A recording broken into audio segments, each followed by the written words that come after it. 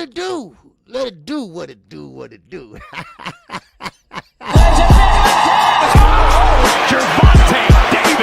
I'm definitely face of boxing. Absolutely. They up the level, I'm gonna up the level with them every time. Shakur Stevenson. I mean what I say, lines on the book. Oh, Charlo just dropped Lewin with that sweeping right and goes down face first. It's over.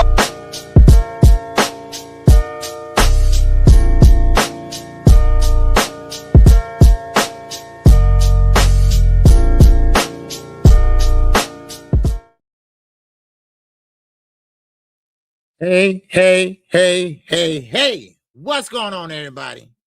This is your host, KQKC Boxing Network. And yes, I will be joined with my co-host. I call him the young guru. We're talking about none other than Knockout Boxing 86 TV. I believe, hands down, the best debater on YouTube. Now, of course, we're going to give you straight real news today. We'll give you real sources today, and we definitely gonna give you in real time today. So let me bring him up. All right, and with that, and we're gonna get started. Okay. All right. What's going on, Knockout? What's happening with you, KQ? What's up, man? How you doing?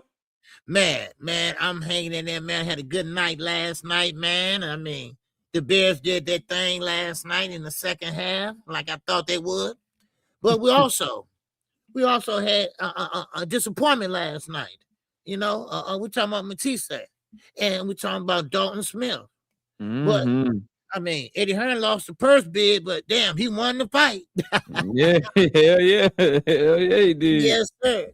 But what I'm gonna do is I'm gonna see who all in the building, all right, and then we're gonna go ahead and get on into it, all right. So, like I say, show your love. I made a video earlier, short, and I said show your love for Knockout Boxing 86 TV and KQ today, all right. Yes, so we're working hard. We're working hard out here today, all right. So let's see who all in here, all right. We got my man. All things is up in here, all right. We got my man Timmy. What's going on, Timmy? All right, good to see you. We got man Dr. Marcus up in here. What's going on, Doc? All right, good to see you, bro. All right, Lee Jackson is up in here. All right, what's going on? Terrell Jackson is up in chill. All right, yes, sir. All right, we got my man, You're the Wise. It's in here, man. What's going on? All right, Desiree 77 is up in here. Bears down, goddamn. All right, yes, sir. All right, Don Dickinson. All right, what's going on? You know I'm saying your name right, man. I hope I ain't chopping your name up, bro. All right, and let's be fair on fights. Good morning to all. All right, good morning to you. Not familiar with you, all right, but glad you're here today. Okay, and we got my niece over here, Quick, the winning team. What's going on, Quick? All right, good morning to everyone. Hope everybody had a good night and had a good day and have a good weekend. All right, what's going on with you, Knockout? How you doing this weekend? Man, I'm doing good, KQ. I can't complain, man. Enjoying family time. Enjoying, the fight last night was a good, entertaining fight. It's a lot of good news to cover in boxing, and we just happy to be here, man. Happy to see you this morning and talk some boxing. I saw you, Bear. Shout out to your Bears. Y'all came back and got the job done, so everything's groovy, man. Everything's good, man. How about you, man? You chilling over there in Chicago? Is it cold? Is it hot? What's going on over there, man? Well, you know what? We've been blessed this winter, man. We only had one snowfall, and it's about 40 degrees, and that is great for this time of year. All right. This is my birthday month. I got a birthday coming up next Sunday, and I always celebrate the whole damn month. But hey, man, I'm good. The Bears, man, they made a lot of noise last night. I can hear everybody out there in the city, man, just celebrating. So, but it ain't over to the fat lady sings, y'all. So, but anyway, but we got some sports to talk about. We got some boxing to talk about, man. Yeah, for sure, man. Let's before we get to all the news and all the hot topics or whatever. Let's go ahead and start with the fight last night, man. Dalton Smith stopped Subriel Matias in the 5th round. And it was a great fight up until that point. It was looking like Subriel was actually putting a dent in Dalton. But Dalton came through and got the stoppage, man. What did you think of that fight last night, man? The Dalton Smith Subriel Matias fight, man. Well, I couldn't find a platform for it. So what I did was I went back and watched it with the highlights and everything. But what I saw and everything was that it was kind of like a tip for tap knockout, right? Yeah. And the only thing about it is Matias is 30-some years of age. Yep, 33. 33, right? And that age plays a big part in your performance, especially if you fight the way he fought. He's not very defensive responsible, but he can take a punch. So that's the thing. That was his downfall last night, I believe.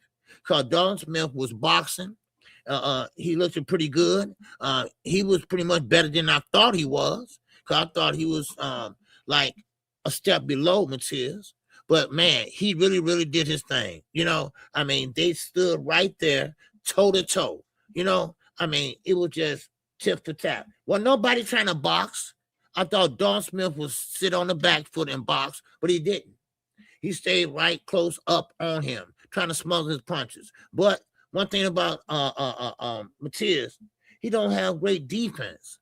His hands are all over the place, man. When Dalton hit him, the 6th round?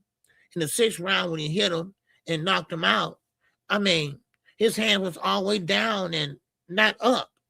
And so he should have had a high guard up there or something, but Dalton Smith just hit him cleanly, man, and he went down. Yeah. It was looking like, I'm not gonna lie, it was looking like business as usual for Subriel Matias. I was like, 2nd round, he already got him fighting in a crazy fight. This is Subriel Matias fight. He looking good. He had Dalton Smith's like ears bloody. He had his nose bloody. Dalton Smith had to take an ass whooping to get that knockout. He showed a lot of heart, a lot of grit, and a lot of determination. So I definitely give him credit for that. And that's the thing with guys like Subriel Matias, right? We've seen it with Antonio Margarito, who had a similar style. We've seen it with Miguel Vergil down at 130 pounds, who had a similar style. They have this bully you style, and it's great, and they look indestructible, and everything is going good, and they knocking everybody out, and it's hard to pick against them or bet against them until that jaw get cracked. Yep. Exactly. I think this about Subriel Matias. I think a fight earlier that day, Ajit Cabayal is similar. I think David Benavidez is similar. You're gonna have to hurt them to beat them because they throw too many punches, they too active, they hit too hard, and they too relentless. Subriel, like Dalton Smith, you said something about the back foot. Dalton Smith didn't have a choice. He didn't have a choice. Like you some guys, they just gonna make you fight. And you're gonna have to punch them up off of you. And that's what Dalton Smith had the heart, had the skill, had the will, had the determination to do. And you got to give him credit.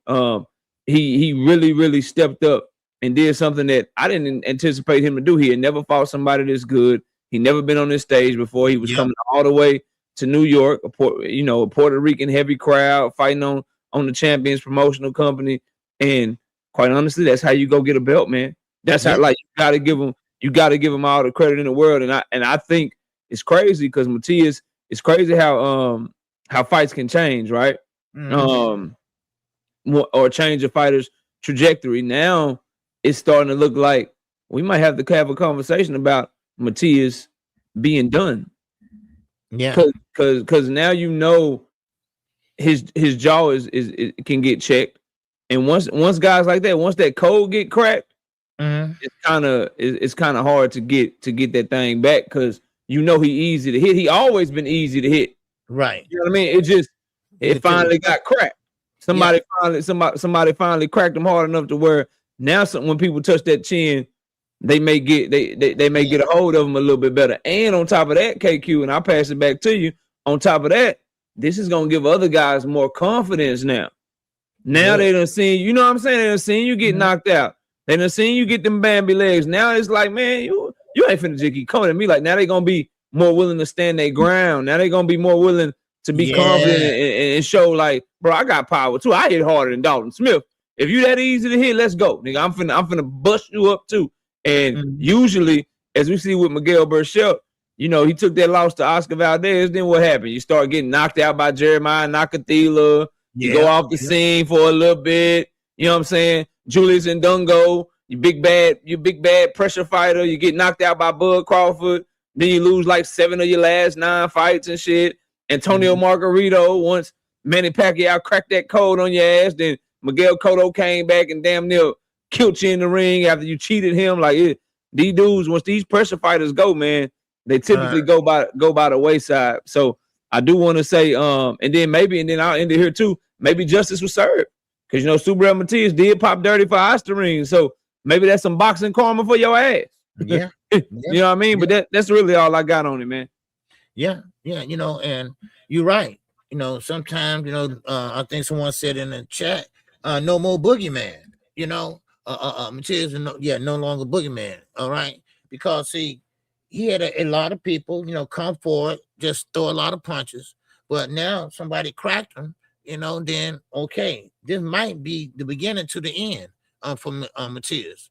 You know, so he's not getting no old or younger, and he fought phone booth type of fights, and that kept a lot of fighters not fighting him. You know, so now you get more fights, and people are gonna step up now and want to take him on. But now he's not a champion, so we're gonna have to see what happens in the future with him. Now I don't think he's gonna get no better because he's older now, so he's kind of set in his ways of how he fights. So that's what we're gonna see. We're gonna see the beginning to the end of Matias. And like you said, you know, I had Vergil, he was the same way, you know. So but I mean, shout out to Dalton Smith, because you're right. I didn't think he can do what he did last night. I didn't think he was capable of. I thought he was capable. Yeah, he showed no signs of being able to do that. No work rate, no competition level. No, he showed no signs that he was gonna be able to do what he did, man. Yeah.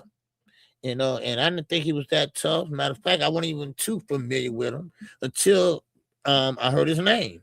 You know, then I went and watched some of his fights and whatever, and I'm like, okay, he all right. You know, that's what I said. He was all right. You know, but yeah, so he showed me something last night, man. So he was getting beat up though, but you know, he came back, you know, and he did what he had to do. So, hey man, that's how you get belts, like you said. So, I mean, shout out to him, man. So, all right. Yes, sir. And shout out to man, opening LD. What's going on home? What's going on, one hitter quitter? What's going on with you? All right. Okay, who else? We got my man Akila Native up in here, baby. All right, yes, sir. All right, man. I want to ask you one more question about that fight before we move on, KQ. Yeah, go ahead. And I got a video dropping on this over on my channel when we get over here. I got it set to drop at 11 o'clock, but I want to talk to you about it because something came across my mind right when this fight ended, and that is this, KQ. Just simple question: Subriel Matias popped dirty for Osterine, and Dalton Smith whooped his ass because he proved to be the better man. Right? Did Ryan Garcia still only have the success that he had against Devin Haney because of Osterine? Why couldn't Devin Haney do to Ryan Garcia what Dalton Smith did to Subriel Matias? If it wasn't because, yes, Ryan Garcia is a drug cheat, right? He's a drug cheat. We acknowledge that. But can we also say now with certainty that also maybe Ryan Garcia is probably just a little bit comfortable with Devin Haney? Ryan Garcia already fought Devin Haney 6 times in the amateur. Devin Haney had a stupid ass game plan. Devin Haney daddy was trash in the corner. Can we now say that has some stuff to do with what Ryan Garcia did to Devin Haney as well? Because if it was just the Osterine, how come Dalton Smith was able to overcome Osterine, but Devin Haney wasn't? What's your thoughts on that? I don't believe it was the Osterine. I always said that from day one. I just think that Devin fought someone that was actually his size.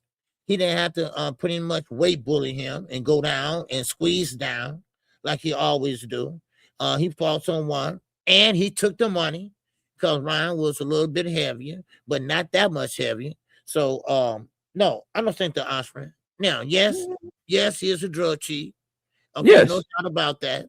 But if Dalton Smith can overcome what Matias did, and Matias was way powerful and stronger than Ryan anyway, but I think Devin just didn't have the tools to fight a guy that's his size. And he was used to fighting guys that was a little bit smaller, and then he'll blow up on them the next day and dominate. That's his MO. That's who he is. That's what he's about. It had nothing to do with Austrian, because it was only by contamination only, but still he a drug chief. You know, I want nobody to say, oh, okay, you take it up for Ryan. No, it's not that. You know, it is what it is, you know. So, hey man, look, Ryan was a better fighter. Yeah, he didn't train like he should have. That's why he was fighting in spurts. But still in all, he did enough to hurt Devin. Yeah. He did enough to give him that doubt in his mind. You know, so no, you can't say that, man. Nah, you see, y'all done made KQ start being classy on y'all. Maybe my patience is thin, because I remember when we were talking about this shit after the Devin Haney Ryan Garcia fight when he popped dirty. We would call haters, bro. We would call haters and call everything. Videos, live streams was made about us for simply pointing out the fact that yes, Ryan Garcia is a drug cheat. They deserve to call that a no contest. However, that has nothing to do with Devin Haney fighting a stupid fight. However, that has nothing to do with Devin Haney doing stupid shit like trying to hook off of his jab with somebody that has a better hook than him. When we pointed all that shit out, we would call haters and shit. Well, now you niggas is looking stupid today, bro. Y'all looking real dumb, because at the end of the day, Osterine is not the end all be all with what happened with Devin Haney and Ryan Garcia. It's some of them things that we've been mentioning, that we've been telling y'all. And if you want even more proof, y'all know how Devin Haney hurt Brian Norman Jr. in the first place by having some of them same flaws. The first time he hurt Brian Norman Jr., he was exchanging a left hook with Brian Norman Jr. when he shouldn't have been. The only difference was against Brian Norman Jr. in that second round, Devin Haney's punch got there first. When he was fighting Ryan Garcia's punch got there first. So how about we stop calling people haters for simply breaking down the fight in its entirety and telling the damn truth about everything that happened? You can acknowledge that the boy was a drug cheat. You can acknowledge that he deserved to get the shit taken off his record. But you can also acknowledge that Bill Haney and Devin Haney had a lot to do with Ryan Garcia's success as well. And he might just be a bad matchup for Devin Haney, like Vernon Forrest was a bad matchup for Shane Mosley, which is why I continue to say the only fight I have interest for at Devin Haney right now at 147 pounds is the Ryan Garcia rematch for those reasons, bro. And I just wanted to see what you thought about it, because I'm definitely gonna be talking about it over on my channel. But I wanted to ask you about it because I couldn't help but think about it as soon as the fight happened. That was one of the first things that came across my mind, man. But I know you got your super chat, man. Go ahead. No, always, finish your thought. I get to the super chat. But yeah, but I'm done though. Yeah. Atheist Ghostbusters. All right, appreciate you, bro. Yes, sir. He said, man, Smith is not the first to beta a fighter on Austrian. All right, beat a fighter on Austrian. All right, yes, Kell Brooks stopped Amir Khan, even though he was on Austrian. That's right. You're right. Exactly. All right, yes, sir. So appreciate that's an outstanding point. If I'm better than you, I'm just better than you, bro. Right. If you really a C class, D class fighter, and I'm an A class fighter, you can take every PED known to man. I'm gonna whoop your ass. Yep. Me myself, KQ. I don't know how many PEDs they are, bro. But let's say there's 1,000 PEDs. I could have trained for my whole life and put PEDs in my system forever and ever and ever. I'd never be able to beat Usain Bolt in a foot race, bro. Yeah. I'd never be able to beat Usain Bolt in a foot race. I could never beat Michael Phelps swimming. I could never beat Michael Phelps swimming, no matter if I took 100 PEDs a day and I got in the swimming pool with Michael Phelps, he gonna whoop my ass because I just ain't on his level, KQ. Yeah. It's no different in boxing, bro. There are journeymen out there. You could put what's one dude name? What's the dude? Felix, the Nunez dude that just fought this weekend. He fought Yadier Herrera. You could put his name is Nunez. Tank Davis knocks him out back in like 2019 or something. You could give him 1,000 PEDs. You put his ass in the ring with somebody like Abdullah Mason. Abdullah Mason gonna whoop his ass no matter how many PEDs he on. The point is, if you better than somebody, you just better than somebody, bro. It's that simple.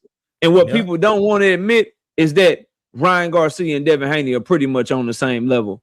And maybe Osterring can give you a little bit of an edge on top of all those other things if y'all close to the same talent level, if y'all on the same level. But people don't want to admit that because they want to put somebody on a pedestal and put somebody way down here. When in reality, Devin Haney and Ryan Garcia have always been neck and neck since the time they was little boys, bro. Ryan would win one, Devin would win one. Ryan would win one, Devin would win one. Ryan would win one, Devin would win one. And then Ryan just won this one, and he had Osterring. But them boys like 3-3 against each other, man. So I just wanted to point that out, man. I just didn't know if you what you thought of that, or if you had even seen it, man. All right. I want to say shout out to my man Cruiser Content. All right, in the Cash App. All right, and Akila Nader in the Cash App. And shout out to my man Anthony Johnson up in here. All right, I appreciate you. Okay, and we got my man the only Geeski. All right, Dennis Smith just beat Matias. Yes, he did. It was just last night. All right, A1 Hoop Zone is up in here. What's going on, A1? Yeah, A1 in the building. What's up, bro? What you got, KQ? What topics you bringing to the table? What you want to talk about next, man? Man, listen. We've been saying this for the longest, and just like I put that thumbnail up there. Listen, there's no money right now for the promotion for no other than T.O. and Shakur Stevenson. T.O. like, hey, look, y'all give us some promotion or give us a teaser or something. Because right now they not pretty much the tickets, they're not moving like they should. The talk of this fight is only talked about us in the boxing circles right now. They're not making a really big deal of this fight, and that's because Turkey now and the zone is now running and picking and choosing who they're gonna put their money behind. But right now, their money right now is not. It's not a lot in that. And not the PIF fund. I'm talking about money that put behind these fighters, and it's not happening. It's not happening. They're running out of money. Now, we said this a year ago. We said this was going to happen, and now it's starting to come to fruition. And now we're about to see exactly what we've been telling you all that was going to happen. So that's what's going on. Shakur and T.O. and also. Shakur Stevenson believes that, while we're on the subject of Shakur Stevenson, he believes that he's going to be the so-called face of boxing if he beats T.O. And just let me say this, knockout. How can you be the face of boxing and you don't have first of all, you don't have a fan-friendly style, for one. Because people don't like the style that you fight. And number two, what comes with being the face of boxing. That means you should be able to be in demand and also be able to sell and also be able to get tickets out of there. I mean, all that comes with the face of boxing. It's not Terrence Crawford's duty to pass the torch. He don't have the right to pass the torch. We decide who gets the torch. You can't pass the torch when your ass wasn't the face of boxing. Right. Number one. The only thing that you can, if you're being fair and you're being 100, bro. Shakur Stevenson, if he beats Timalifu in convincing fashion, you got to put him top. He's top 10 pound for pound right now on my list. You got to put him somewhere in your top 5 or top 6, in my opinion. Right. You know what I'm saying? You got to put him in there if he's able to beat a unified multiple division champion like Timalifu, specifically if he makes it not competitive. He clearly 9-3s him, 10-2 him. Then I'm 100% on board. I think you would just have to be a hater to not put him in your top 5 or 6. Now, with the face of boxing thing, bro, that's where Shakur Stevenson, knob goblin ass fans get mad at me, bro, because I just refuse to lie and shit. When you beat great competition, we talk pound for pound, bro. We talk how great you are. But when we get to having face of boxing conversations, KQ, That's about your commercial marketability, bro. That like niggas like Devin Haney fans do this shit. Shakur Stevenson himself is trying to do this shit. I've seen Shakur fans try to do this shit, and that is they want to change the rules of what it's always meant to be the face of boxing, just to try to make it fit their favorite fighter. Oh, Devin Haney is the face of boxing because y'all come by my channel and y'all want to talk to me about Devin Haney. Oh, Devin Haney is the face of boxing because people keep talking about him on Twitter. Oh, Shakur Stevenson is the face of boxing because that's true. Because I said so, because I'm a Shakur Stevenson fan and I like Shakur, so that means he the face of boxing. No, bro. Shakur, you have to sell tickets. People have to care about you. People have to buy your pay-per-views. If you're on free TV, tens of millions of people have to be willing to stop what they're doing and watch you fight. Exactly. The fact of the matter is, outside of us in this chat room, people with channels, and other diehard boxing fans, the general public don't give a fuck about Shakur Stevenson, bro. They just don't. He's not mainstream. He's not getting commercial success and main event cards and headlining pay-per-views, bro. He's not doing that. He's not doing that at all, bro. So at the end of the day, man, I think the proper praise is this is a good fight. The entertainment value of the fight, whatever. I don't like their styles together, but from a legacy perspective, it's a really good fight. It's really good fight, and the winner of this fight, you got to put him top 5 or 6 pound for pound, bro. That's it. That's all. That's the proper assessment in my view. The pound for pound shit, let's stop it, man. Let's stop it. Them boys, they need to just. How about we get them to sell out that venue, bro? How about they sell all them tickets in that venue and they do a good live gate and they sell over 200,000 pay-per-views and actually turn a profit in the sport of boxing and not have Turki Al-Sheikh and DAZN losing money on the event. How about we just get them to do that and let that just be the goal?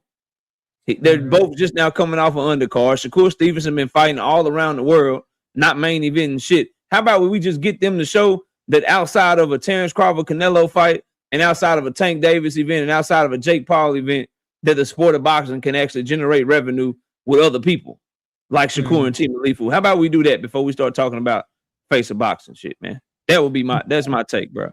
All right. Now, that's all you got on that knockout? Yeah, that's it. Oh, you said something about Turkey that I want to get back to about them not promoting that fight. But you can go ahead and read the comment though. No. I didn't want to read the comment. I was going to go to another subject. I'm sorry. Go ahead. Okay, yeah. You about Turkey and the money and them not promoting their fight. It's a disservice, bro. It's a disservice to that card. I think it's a good card. And this is what I don't like about Turkey.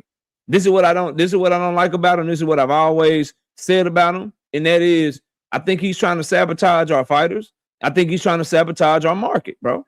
Because when he has an event in Saudi Arabia or he has an event in the UK, he got all the marketing money in the world, bro. All the promotion in the world. Everybody get a face-to-face face-off. Everything is big. They get 3-4 press conferences. Everybody's doing interviews on DAZN and Ring, and they promote the shit out them fights when they in Saudi Arabia. But when he come over here to America, niggas got to fight in the middle of the street with no crowd. When he come over here to America, Shakur and Team Alifu got to start their own YouTube channels, and they gotta fucking promote themselves and shit when he come over here to America. But when it's in Saudi Arabia, he got all the money in the world for Chris Eubanks and goddamn Conor Benn. He got all the money in the world for Daniel Dubois and Anthony Joshua. Yeah. He got all the money in the world for goddamn Monster Inouye and shit. But when it come to our fighters and shit, he throw them on undercards when they don't belong on undercards. Yeah. And for the sake of Hamza Shiraz, he got them fighting in tennis stadiums and shit. Got Terrence Crawford fighting in the soccer stadium against Madrimov and shit. Man. Right? Man. Got Devin Haney, Team Alifu, and Ryan Garcia and Raul Romero all fighting in the middle of the street. But then when Abdullah Mason, Devin Haney, and David Benavidez go over there, they get all the promotion in the world. They got vans with their name on it, pulling up to Saudi Arabia and shit. Yeah, they're fighting in the arena and shit. Right. You know what I mean? Shakur and Team Alifu can't even get no promo. Team Alifu over here begging that man to promote his fight. But he got all this damn money, man. Yep. That's why I don't like. That's why I don't fuck with Turkey, bro. Yeah, right. It's shit like that, and I will continue to say it, and people ain't gonna like it. I don't care, bro. I cannot wait for him to go away because he's trying to sabotage American boxing, bro.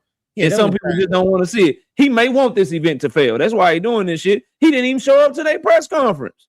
I know. Yeah. He on the phone call. Hey, y'all, put me on speakerphone. Let me holler at them real quick. Let them know what. Like, come on, bro, get the fuck out of here. I ain't fuck with Turkey at all, man. Yeah, I mean that is that goes to show you that he pick and choose who he want to promote, and he haven't made a profit, so and maybe from higher up it's on his back, and somebody he should have did. No, let's go from the beginning. He should have pretty much got someone from the U.S. to walk him through what we like, what we want to see, what does it take to make a big fight, things like that. But then again, his mindset, he comes from a dictator country, so he pretty much wants to be in charge and pretty much want things to go his way. And so look what happened. Look what happened when it went his way. So now, like I say, the money's drying up. The money is just about disappearing. And now them EBT cards that all these fighters ran over. Yeah, I like that. I be saying that shit too. Goddamn EBT card, WIC program. Yeah. Motherfucker, Section 8 Turkey, what they call them, man. Yeah. I mean, think about it, just like no offense against the immigrants and nothing like that. But now he was passing out free money to C-level fighters. C-level fighters were getting A-level money. So now look at him, man. So now, like I said, the chickens are coming home to roost for some of these guys and Turkey. So so the party might be over with for them, the party might be over with, but is that all you got on that knockout? Yeah, that's all I got on that one right there, man. That's all I got on that one right there, man. I did want to ask you about. Did you see this Tank Davis video? Tank Davis is wilding, man. Did you see this shit? Which one? The one that he posted to his social media. No. I just saw the gas. All right, man. I'm finna share my screen. You ain't gonna know how to react. Hold on. I'm gonna share my screen for you so you can see this shit. Hold on. Let me go get it for you, man. Cause I haven't even talked about it yet. Somebody sent this shit to me, man. Okay. All right.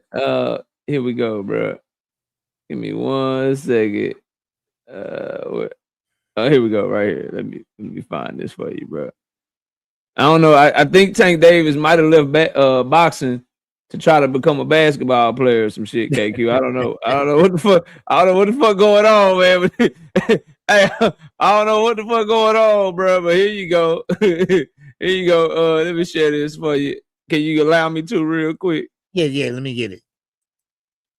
All right, take a look at this, man. This is his first post since coming back to social media, man.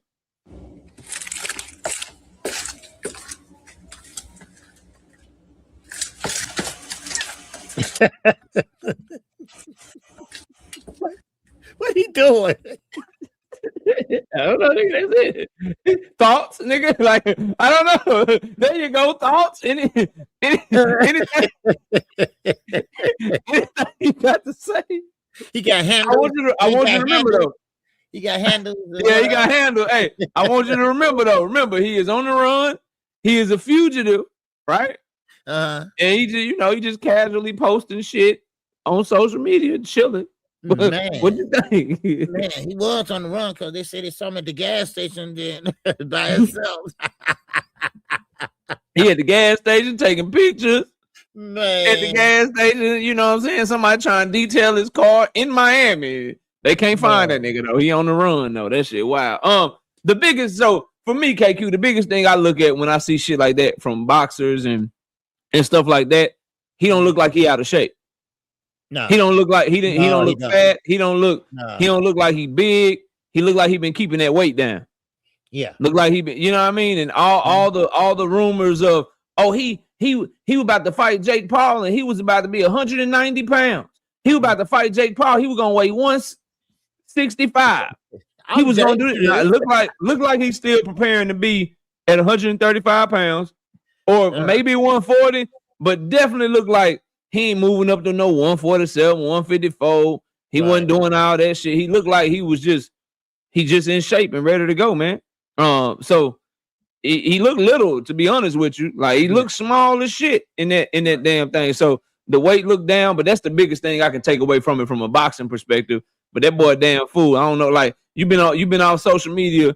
Everybody pay attention to everything you doing. You come out this bitch with a 5'2" crossover, nigga. I don't know what the fuck going on with him, but yeah, that ain't too much. You know what?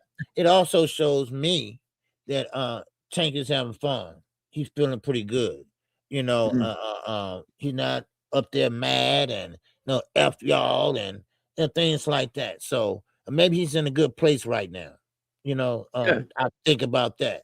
You know, sometimes people just do crazy stuff online because that's what we do today. Everybody on social media, you know, so that shows me a lot, though. That shows me that he's in shape, for one. And number two, he's having fun with it, you know. So, but I would like to see him back in gym. I like to hear some announcements, you know. So that's what I like to see. Now, well, you know, when he usually activates his damn social media, he start posting stuff like that. You start seeing him pop up on other people's social media. Usually, that means that an announcement might be coming, you know, sooner rather than later. So we'll see how that, we'll see how that plays out. And just to kind of further drive home the point of what you were saying about drink more water. What up, Drink? Salute, bro. With him being more, like being in boxing or being in good spirits.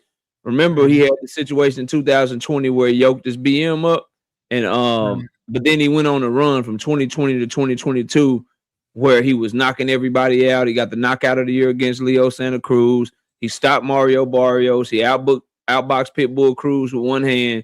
Then he stopped Rolly Romero. Then he had the situation where he had to go to jail for that incident, and his other baby mama falsely accused him of putting hands on her. And then he goes on another run where he knocks Hector Luis Garcia blind. He knocks out Ryan Garcia, stops him, and then he gets a knockout of the year candidate against Frank Martin. Well, here it is now coming into 2026. He got a draw with Drawmont Roach. He got accused by his BM. Again, they dropped those charges. He gets the fight with Jake Paul. That fight falls through because of some other, you know, out of the ring incidents.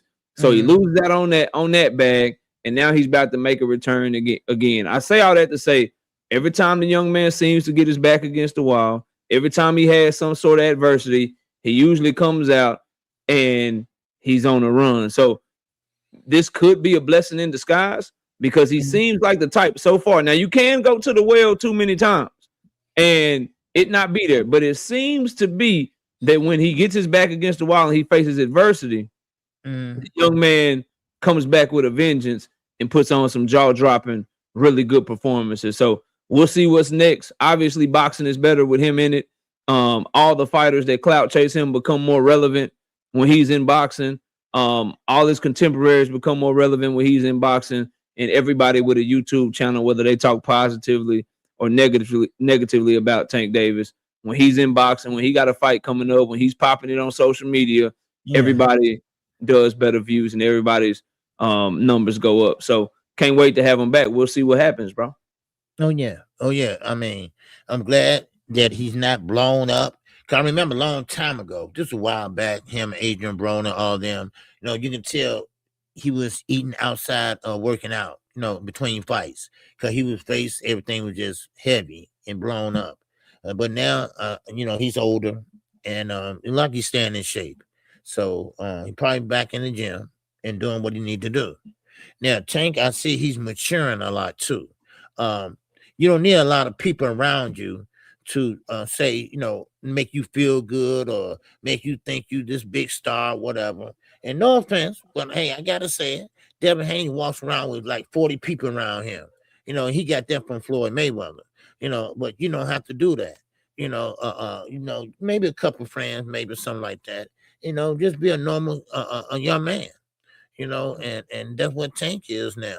You know, I think family and things like that is more important to him now than the bull BS. But he knows he got to fight to take care of that family. You know, so but I'm glad to see him with a positive mindset and having fun with it. That's what I like. I like to see them doing that. You know, so it's better than F you and this and that and going back and forth and stuff like that. So, and that's what Clarissa Shields having a problem with, you know. So, but we can move on, man. Yeah. Let's get to the 154-pound division, man. Okay. What the hell is going on with Vergil Ortiz and Jaron Boots Ennis, man? That was on my mind, and that was on Did you my see? Did you see what Oscar De La Hoya said, man? man. Listen, I think I wrote it down here. But go ahead. Yeah, why he said, and I'm gonna paraphrase. He said Vergil Ortiz got plenty of options. Eddie Hearn is begging for the fight, and his offer to Eddie Hearn is 60-40 Vergil, and the winner get an extra 5%. And that Vergil could fight a super fight in Dallas Cowboys Stadium against Earl Spence Jr. He got 2 or 3 options. Boots is most definitely in the plans, but the fight don't have to be right now. I'm yelling, Jaron Boots Ennis, move the hell on. They don't want no smoke. It's clearly a duck from Vergil and his team.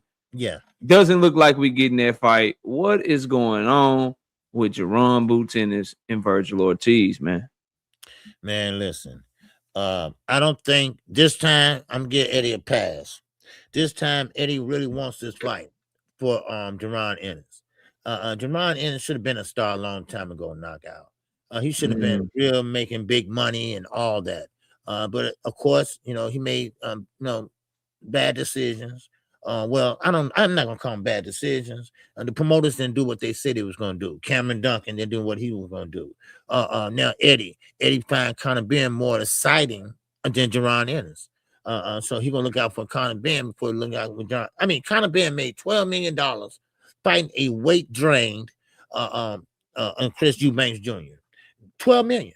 Now Eddie wants his fight in Austin. I mean, he got in the ring. He went to Texas. He got in the ring in San Antonio, Texas. He got in the ring.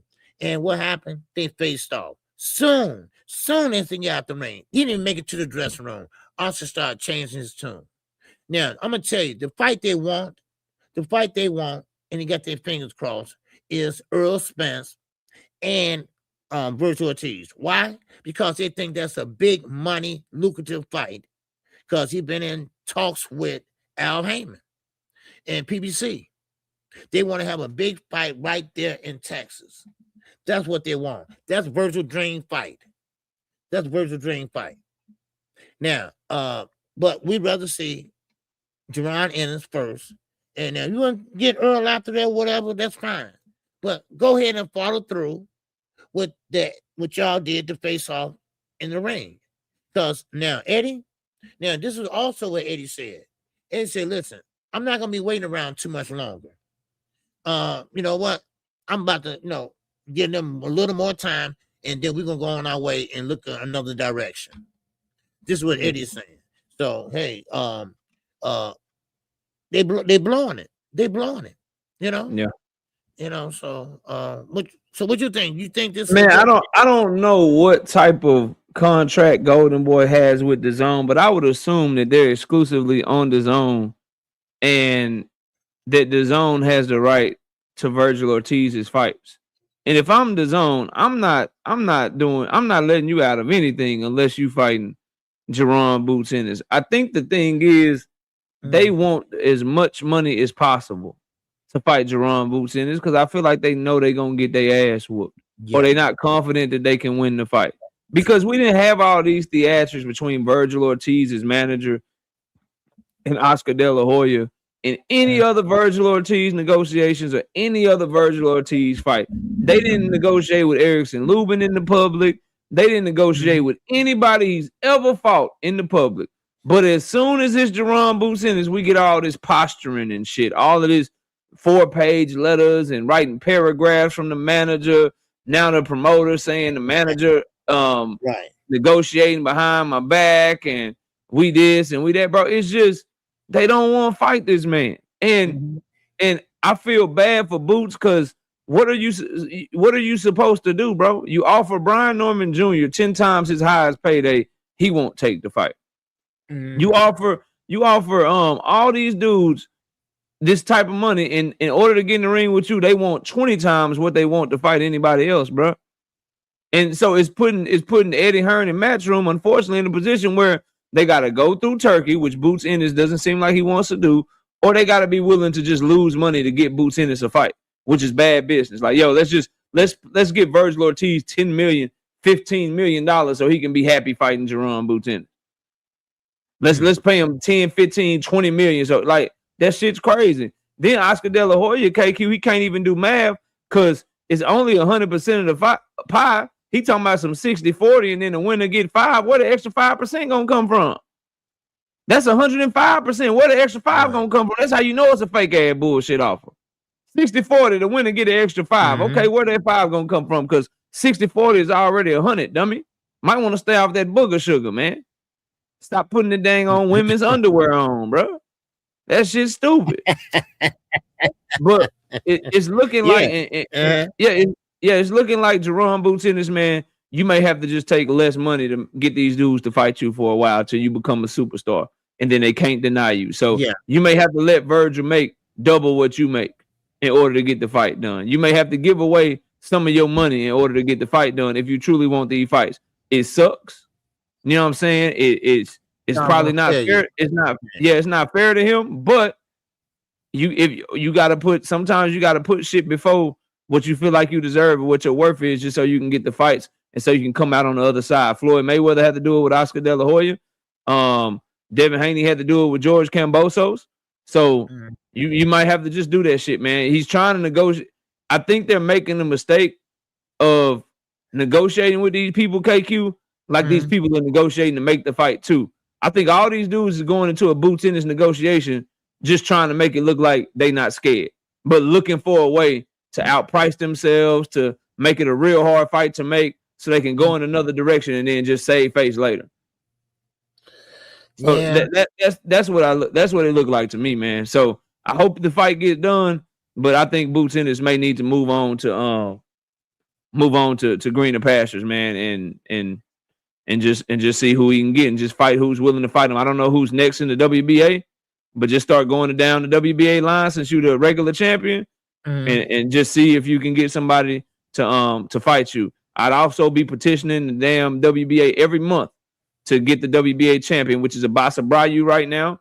He's fighting Xander Zayas. Whoever wins that fight, I'm petitioning the WBA right now. Hey, I want the winner of that fight. I want the winner of that fight. I want the winner of that fight. Until they either have to fight you or drop the belt. That just may be what he has to do, because it looks like he ain't finna get no smoke with none of the fights that we want to see him fight, bro. Yeah. You know, I feel bad for Boots. You know, well, first of all, he's not the boogeyman. Okay, I'm not saying that D-Town, whatever. And we know he's not the boogeyman, but he's a damn good fighter. All right, and I'm not saying he's a boogeyman, but they know his skill set. They know that, and why waste our time and going in negotiations when you're not going to go in there with good faith? You know, so why do that? No, but I do understand that what you're saying, Knockout. Sometimes you might have to take a little less to get what you need to get going, where you got to go. But this been a while now, Knockout. I mean, Ennis should have been up there a long time ago. He should have been a star. You know, I mean, he's still in his own right a star, but you know, he still should have been up there. You know, so. But, he's too talented. He's too entertaining for him not to be one of the biggest stars in boxing. He just can't get the opportunities, man. Yeah. What's up? Drink more water in the super chat, baby. He said, turn down a Vergil fight to fight Lima. GB and Mr. MR. Matchroom. He's saying Matchroom. Golden Boy and Matchroom on the scam together. And if they aren't, and he really is Boots Andrade. Terrible career choice. Damn. Yeah. Demetrius Andrade and man, Eddie, man. Yeah, man. Vic, yeah. Eddie, like, just go back like what you saying, Knockout. Eddie always look out for Conor Benn. Just like he want Conor Benn to fight Devin Haney, something like that. You know, he always gonna look out for the UK fighters before the US fighters. And one thing about it, we got Turki and Eddie is going against the United States fighters. That's just how it is. That's what's going on. That's why Turki need to get out of here, and Eddie too. Because now look at them. Now Turki's run out of money. Now, do you believe us now? Now everything is paid per view. That fight last night was goddamn what, $59.99? $59 for Subriel, Matias, and Dalton Smith, man. Yeah. I mean, come on. I mean, that's crazy. You know, so but anyway, sometimes, show people more than you can tell them. So, yeah, and again, I do agree with part of what Drink More Water said, and I said this when he first signed the Matchroom. I don't know why an American fighter that looks like Boots Ennis will get a career to Eddie Hearn like that, man. We saw that Demetrius Andrade under Eddie Hearn didn't get any fights. Devin Haney under Eddie Hearn didn't get any fights, and now Jaron Boots Ennis is having trouble getting fights. Shakur Stevenson under Eddie Hearn Eddie Hearn couldn't get no fight done for Shakur Stevenson. Turkey had to get fights made for Shakur Stevenson. Turkey made the fight with Williams Zepeda. Turkey gave him the pad work Padley fight. This card that he has with Team Alifu, that's a ring card. That's a Turkey card. So he's not getting anybody any fights, bro. I think they just like the way that he talks about him. Because if you sign to Eddie, boy, you're gonna be pound for pound number one, the best fighter in boxing. Every time you win a fight, you just announce yourself to the world as the greatest since sliced bread. Like, he gonna talk real good about you. But he gonna get in them boardrooms and he gonna get in them meetings and he gonna try to find a way to make money off of you and get his percentage fee and not have to put no money up for the event unless your ass is, as you said, from England. If your ass is from England, he'll put some money up for your ass. He'll put some of the budget towards you and shit. But if you from America, he trying to figure out a way to get his 20, 25%, whatever his promotional fee is, and loan your ass out to somebody else and just sit back and chill and talk good shit about you. Mm-hmm. And that's why these guys ain't getting no fights, man. That's why Boots is over here struggling right now. He's struggling right now to get any kind of traction, man. And I hate it for him. I thought 2026 could be a better year than 2025, but it's looking like he may be on the same path. Fight a underwhelming fight to start with, talk a lot of shit, and then fight another underwhelming fight to end the year. He fight 2 times this year, and it's gonna be against people that we don't want to see him fight. You know what I mean? I hope that ain't what happens, but it looks like that's what we're trending towards, man. Right. And now I'm gonna say this, and a lot of people might not agree with it, but listen, we're going back in the same direction we should have stayed in the first place. Turkey gets to town, throw around a lot of money, and then of course everything changes. Everybody run over there. Now they're running back. Now they're going back to the promoters that really was making the fights in the first place. Yeah, they sometimes fights do stall, like we got with Vergil Ortiz and Bruce Ennis. I mean, yeah, but still in all, they still was good for boxing in some sense, but not like what Turkey's doing right now. He's taking these fighters out of the United States and putting them over there where their fan can't be there to see them or anything like that. And now we are coming back to where it all started from. And I think that's a good place. Now, of course, the Muhammad Ali Act is still in effect. It's still in effect, but now Turkey's coming out with a card on January the 23rd. Now, you tell me, the TKO shit? Okay, yeah, let's talk about that. And then I got something else to talk about after that. So now we got a card coming out January the 23rd. It is trash. It was called trash by Eddie Hearn. Eddie Hearn himself. He said, now, if I was Dana White, if I was Zoo for boxing, I would come out with a banger,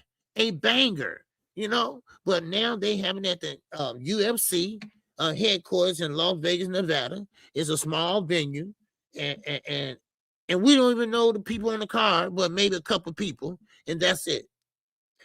So now you tell me, because this way you can look good in boxing. You can say they not going to last. Okay? All right? Yeah, I'm telling you right now. They're going to remind you of Rock Nation, 50 Cent Promotions, and all those companies that did not last. Because Turkey is a dictator. He wants to do things his way. He don't want to listen to what Dana White don't either. Dana White want to pretty much focus on UFC. Because sooner or later, like Knockouts told me other day, that sooner or later he just gonna give up on it. He don't care about it. He just gonna throw it and put something together just to put something together.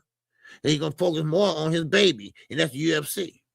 So But what you think, Knockout? What you think about this? I think you are 100% right, and I got some quotes from Dana White. So the fight you're talking about is Callum Walsh versus Carlos Ocampo, which is super trash at the UFC Apex.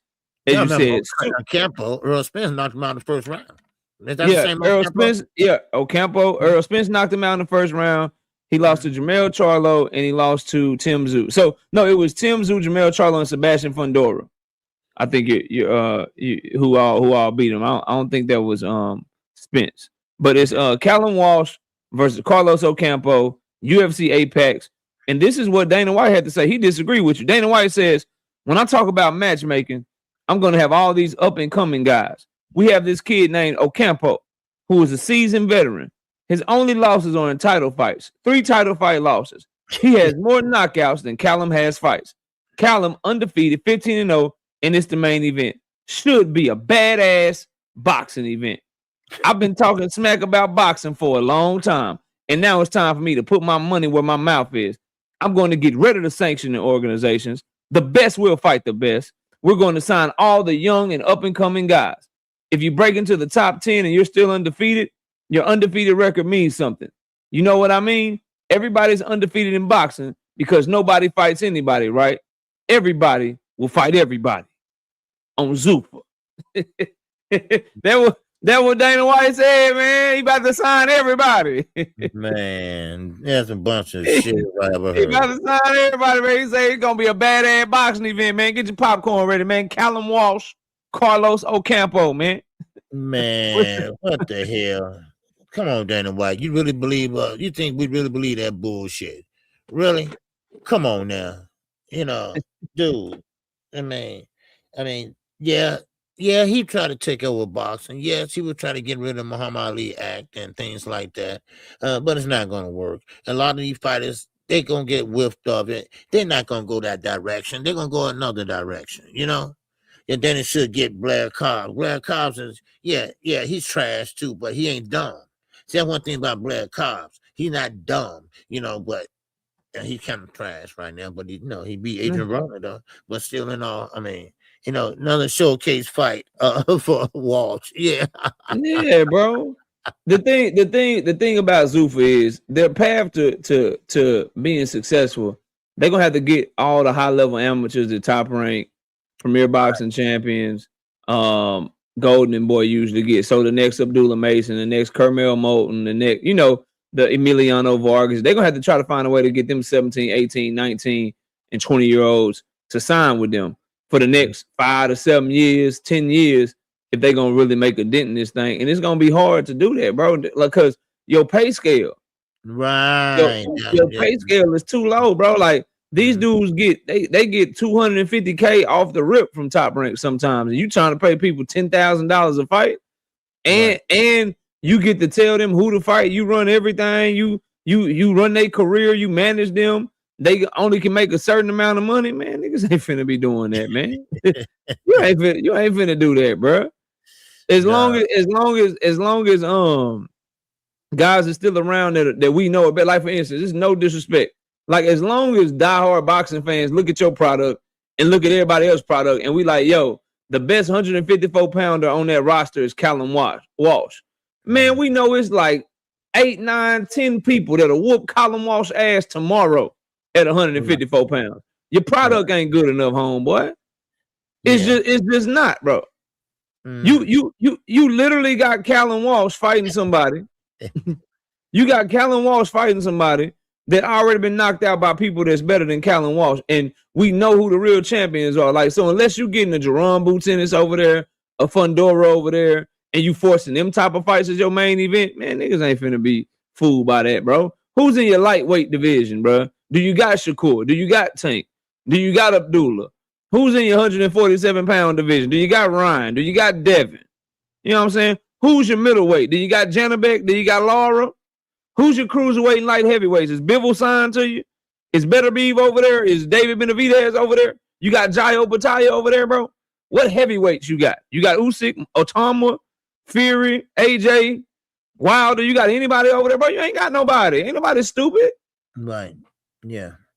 And then was not a businessman. He don't have a business mind like that. A lot of people helped him out with the MMA. Floyd Mayweather. A lot of guys helped him out. Remember, Dana White used to carry Floyd Mayweather bags, all right, to the car. That's where people he getting on, you know. KQ, people getting on Paramount Plus so they can watch freaking Criminal Minds and Landman and all these great TV shows and shit Paramount Plus got. Man, ain't nobody getting on Paramount Plus to watch Callum Walsh versus motherfucking Ocampo, bro. Right. And then Paramount, and then here's the thing: Paramount not finna give you 5 years, 10 years to continue to build up their stuff. Paramount gonna drop your ass. They're gonna be like, look, bro, we can't renew your contract, bro. Like, y'all ain't nobody, we ain't getting no new subscribers. We was looking at y'all shit. You know what I'm saying? We was looking at y'all shit, and we could use y'all money to get it to Shonda Rhimes so she can make a new TV show. We gonna use your money and we gonna give it to the nigga that wrote Landman, because that show good. We need to make another show, nigga. We finna get y'all up out of here for a show, because ain't nobody watching this bullshit. Yeah, so it's like ain't nobody, like, come on, bro. Get out of here, dog. Unless you start getting people that people actually want to see fight, it's gonna be true boxing fans there, because we the one, us diehards, bro. We the ones that bring in a casual homeboys, KQ. We the ones that be like, yo, this the fight you need. Remember, we told you about Tank and Shakur. Well, that fight finally happening. Come on over to the house and watch that shit. Remember, we told you the Devin and Ryan rematch? Well, they finally made that shit. Come over here and watch this shit. We not finna go into the barbershop to the casual fan base when we go get our haircut on a Saturday and be like, yeah, bro, listen, dog. Tonight, man, look, whatever you had planned, bro, come on over to the crib so we can watch this Callum Walsh, Carlos Ocampo fight, bro. You know what I'm saying? Like, ain't nobody doing that, bro. Man. Ain't nobody doing that shit, man. Like, ain't nobody doing that, bro. So Dana White can miss me with that shit. You and Turkey gonna have to show me. Yeah. Y'all gonna have to show me, bro. And you're just not gonna have a banger right out the door. You're gonna have to build that company up into something, you know, special. So, but the barriers, bro, they too big, KQ. And boxing got a funny way of, whenever somebody try to take over it, or whenever some outsider comes in, the boxing seem to like come together, and then all of a sudden, promotional companies start working together. Like, nah, hold on, y'all don't go nowhere, fans. We'll give you the fights you want. All of a sudden, you start seeing Golden Boy working with PBC. Now they making Barrios versus motherfucking Ryan Garcia. PBC and Top Rank start working together. All of a sudden, they had Eris Lanley Lara and Janabek. You know what I'm saying? Come together. Every time somebody, but Janabek pop dirty. Every time somebody come in thinking they gonna take shit over, they gonna get rid of the sanctioning bodies. They gonna get rid of all the promotional companies, and they gonna have everything under them.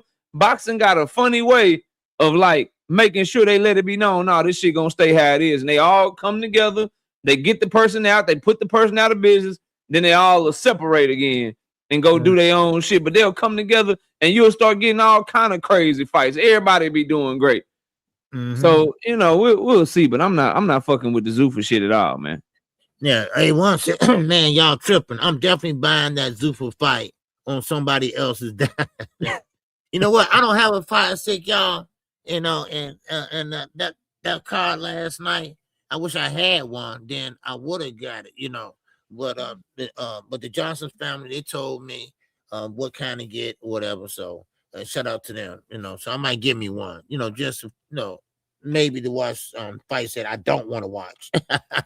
Hey, KQ, put on that. At least watched it. All right, in the cash out, brother. I appreciate you, man. Yes, sir. What you said? Do me a favor. Can you scroll up and highlight that comment made by Forged? Okay, right there.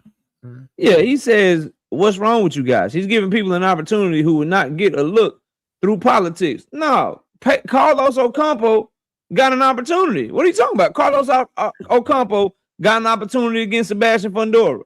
Got his ass knocked out. Carlos Ocampo got an opportunity against Jamel Charlo. Got his ass knocked out. And he got an opportunity against Earl Spence and got his ass knocked out. Yeah, he's getting an opportunity because don't nobody want his ass no more. He got 3 opportunities and got beat the fuck up for it.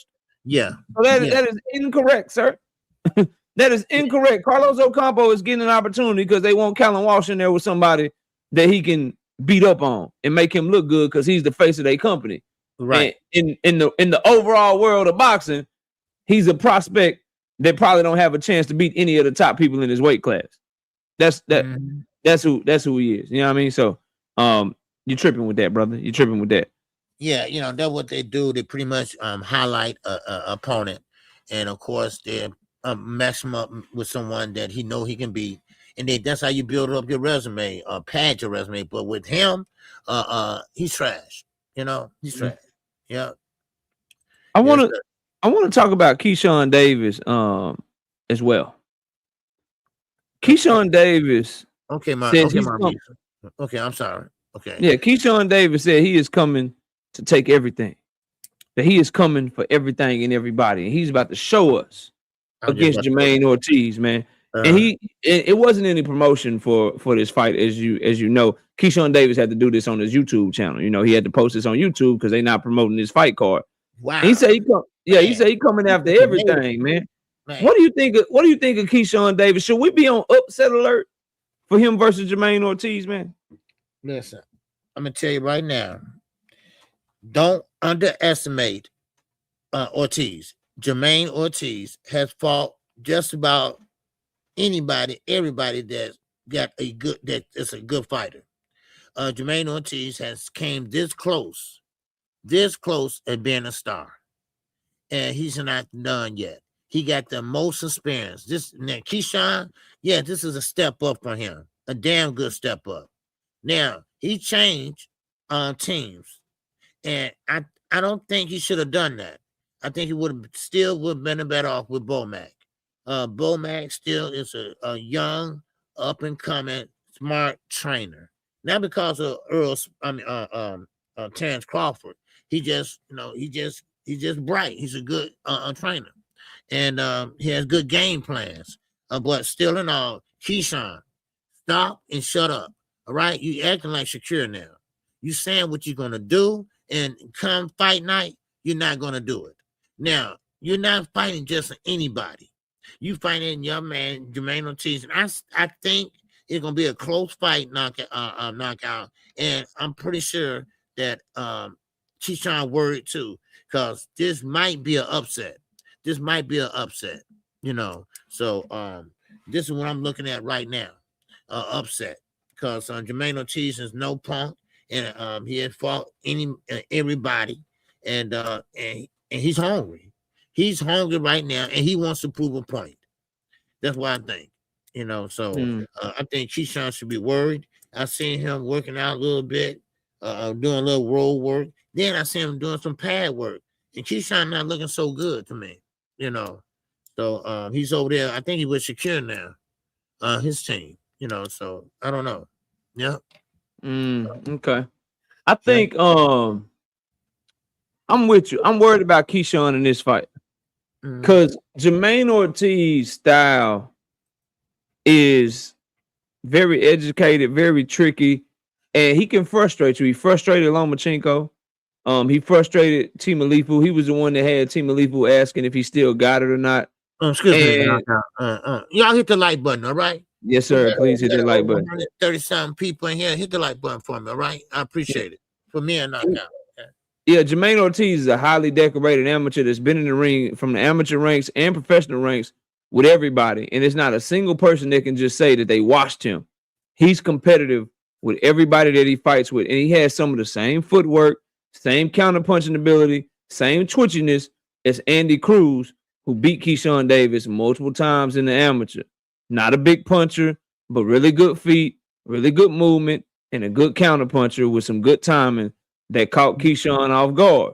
Keyshan, he's not athletic. People call him a special fighter and a special talent or whatever. But Keyshan, to me, is smooth, fluid, got good timing, but he's not an explosive athlete that just pops off the screen to you. That was Sandor Martin, my bad. But Timalifu struggled a lot with Jermaine Ortiz was the overall point. But I appreciate the correction, Josh. Thank you so much. So Jermaine Ortiz, man, versus Keyshan Davis, that is a toss-up. That is one to where when I bet on it, KQ, I'm probably hedging my bet. I'm probably gonna have to do a parlay with both of them on it. You know what I'm saying? That's a pretty evenly matched fight. And a lot of people you know, they don't see that. But I definitely see what you're talking about. So honestly, I'm worried about that card from the entertainment value because of who they got at the top of that card, because of how Jermaine Ortiz fights and how fluid he is. He can make that a really sleepy fight against Keyshan Davis where it's not entertaining. Then you backdoor that with Shakur versus T.O., them last two fights, you could be calling more feints than you ever called in your entire career calling fights. That's how that stuff can go. But we'll see what happens, man. And then, you know, the other thing, Keyshawn's with a new trainer now. Keyshawn's trainer, which is Wally Moses, Shakur's granddaddy, he not used to training two people, you know, at the same time. You know what I mean? To say that, yeah. Yeah, how does warming up both of them go? How do you go from training Keyshan to make sure Shakur is warmed up properly? How much time are you giving? How much time are you giving to Keyshan?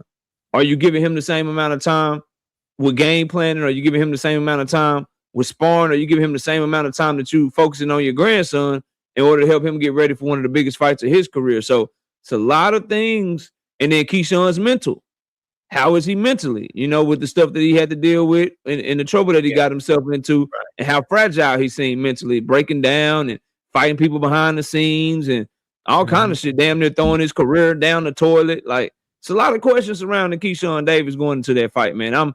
That for me is one of the sleeper kind of dark horse upset picks that could happen. I don't know if I'm picking it to happen.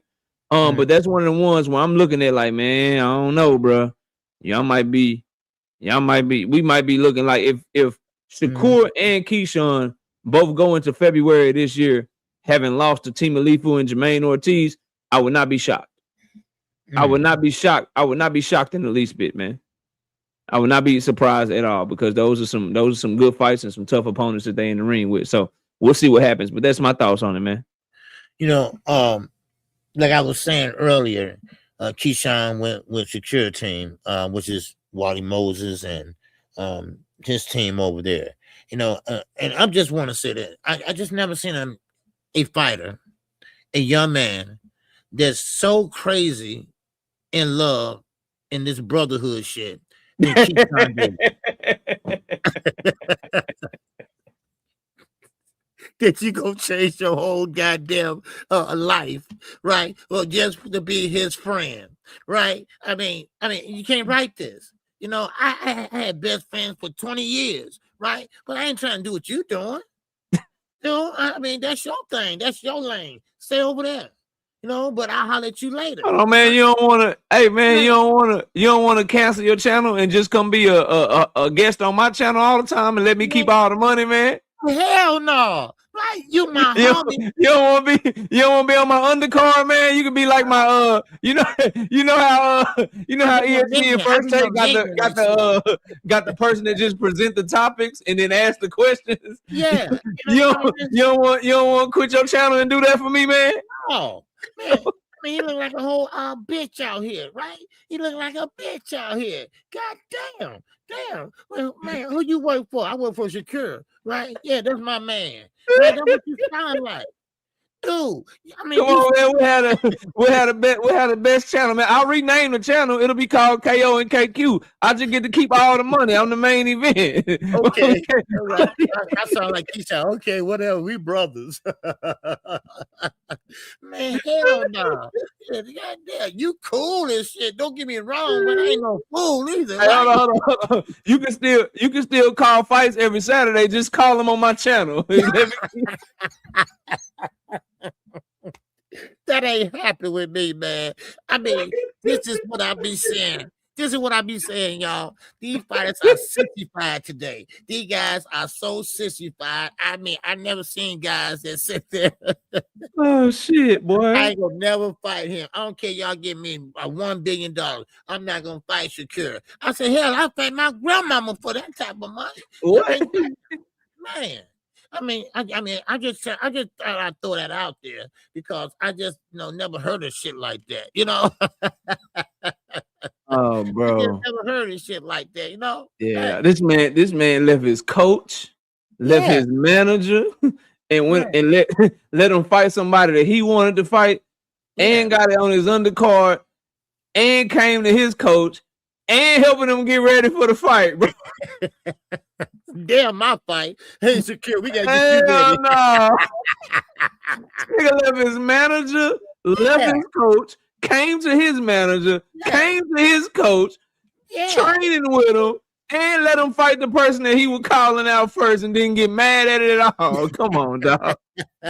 Man, Come on, bro. Anything you want, Shakur? Man, needing water, anything, man. Don't worry about my fight, okay? Yeah. Hey, that boy, he might tell Wally, he could be down 6-0 in the middle of the 6th round. He gonna tell Wally Moses, man, don't worry about me no more. Go back there and get Shakur ready, man. I'll be my own trainer for the rest. I'll be my own trainer for the rest of the fight, dog. Don't worry about me, man. Go get Shakur ready for his fight, man. I got this shit. I got this shit. Come on, dog. Back to me. What is Shakur doing to this man? I mean, this man really loves this cat, right? Man. So, I mean, it is what it is. I mean, you can be best friends with someone, but sometimes, you're just going a little bit too far, Keyshan. It's a little bit too far. You can be best friends, have your life, and he have his life, and y'all, get together, play pool. No, man, the guys are weird out here, and like I said, I'm an older guy, and I ain't used to this shit. Right? If you want to, like we can be cool. We can be cool, but if we in the same field, like, yeah, I want to see you do well and all that. But we got our own lanes and shit. Like sometimes, I gotta go do my shit.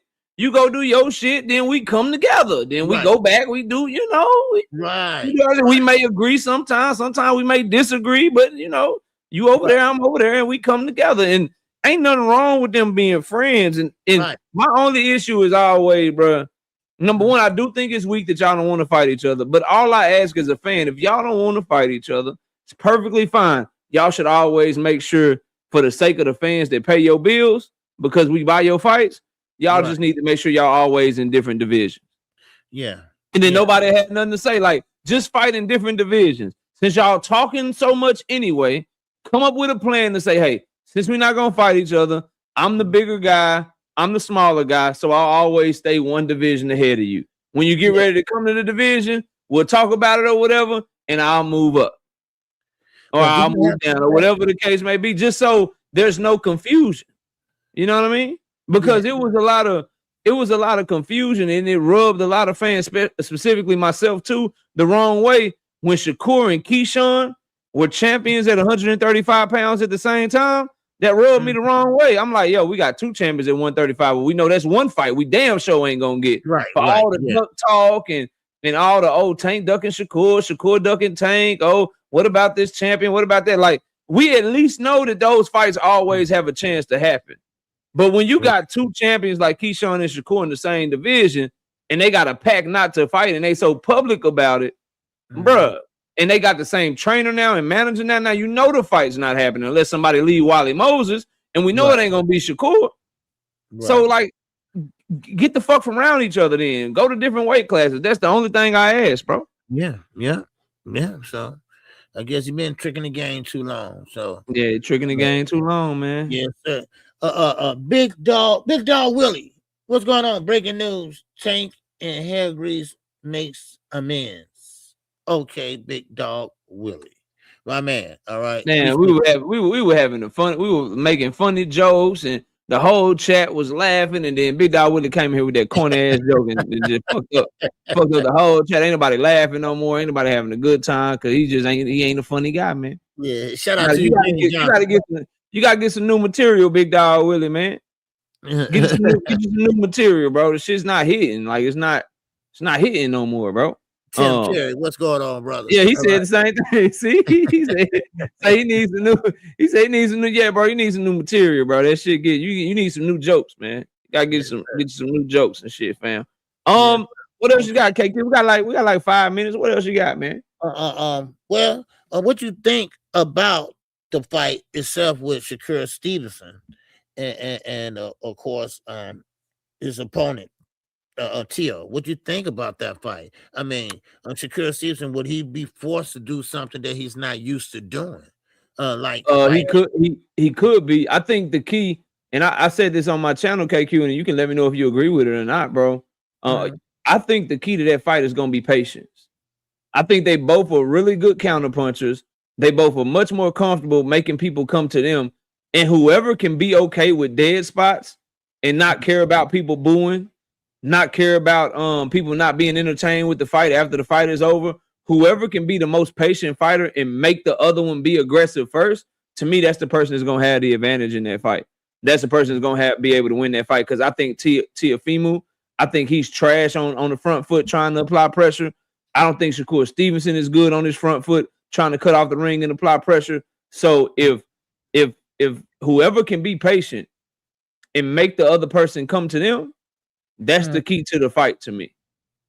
Okay. That's the key to the fight to me. You gotta find a way to fight as close to your style as you can, right? Because if both of them are good enough to where T.O. is so good and athletic and explosive to where if he can get Shakur out of his comfort zone, he gonna win that fight. Shakur is so good and calculated, and he's good at controlling distance. If he can get T.O. out of his comfort zone, Shakur gonna win that fight. So it's about patience to me. If I'm coaching T.O., and it's gonna sound crazy because I know this is a boring ass game plan, KQ. If I'm coaching T.O., I'm telling him you ain't got to worry about no power. You know that boy can't crack or nothing. He's coming up to your weight class. You go to that middle of the ring and you just stand there, and you don't give up no ground. And if he try to get on his back foot and make you chase him, you don't chase him. You just stand there and you turn with him and you make him come right back to you. Don't chase him. Don't get out of position. If that means you got to stand there in the middle of the ring while he just moving around the ring, you stand your ass right there. You don't chase him because that's what he wants you to do. Yep. And it's going to be boring. It's going to be dead spots. Niggas might be throwing 20 punches around, 30 punches around, whatever. But by no means, after how we saw T.O. looked against Jermaine Ortiz, after how we saw him look against Sandor Martin, by no means am I in that corner telling him to try to go get Shakur Stevenson. Because if you couldn't cut the ring off against them, bro, you're not cutting the ring off against Shakur Stevenson. If Sandor Martin had you punching the ropes and he was checking out with a check right hook and pivoting out on your ass, Shakur gonna check right out and pivot out on your ass too, because he better than Sandor Martin. I'm not letting you chase him. If I'm his daddy, I'm not letting you chase him, bro. I'm not letting you run around the ring, unable to cut the ring off. Nigga, you couldn't cut the ring off on Cambosos, bro. Okay, we not gonna do that shit. You gonna stand right here in the middle of the ring. You gonna make him come to you. I don't give a fuck if the crowd booing. I don't care if they get mad. You gonna make it look like he running from you, or he gonna have to come to you. I'm not doing that shit. Yeah. So shout out to Tim Carey, not Jim Carey. All right, in the super chat. Yes, sir. A salute, singing OG and KO. I appreciate you. And G Red Boy, shout out to you in the super chat. All right, he said absolutely nothing. Hey, yeah, shout out, I like that. Yeah, I'm gonna sing one of my super chats on Monday. I'm gonna sing that shit, man. That's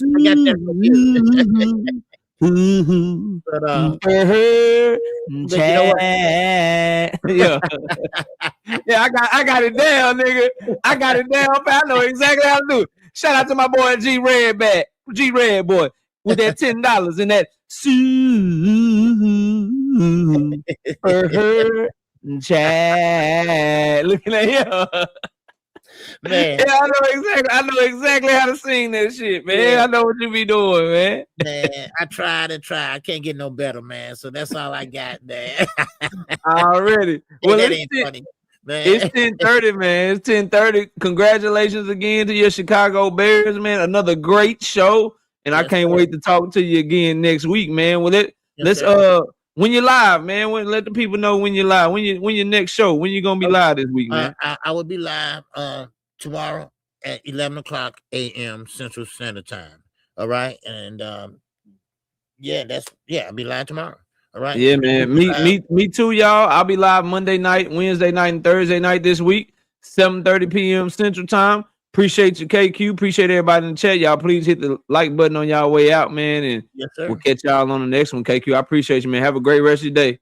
You too. Peace. All right, brother. Peace. This song is dedicated to all those ballers out there and all those hustlers. And just people out there just getting their money on, you know what I'm saying? To all of you haters, just remember this.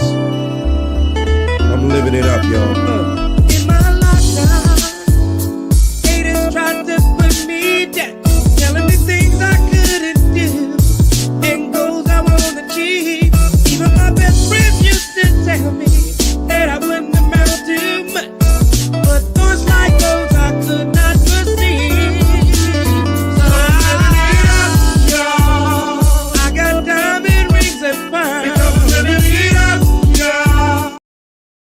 Hey, shout out to Zulu Lion. All right, appreciate you in the Cash App, Zoo. All right, appreciate it. This song is dedicated to all those ballers out there and all those hustlers and just people out there just getting their money on, you know what I'm saying? To all of you haters, just remember this. I'm living it up, y'all.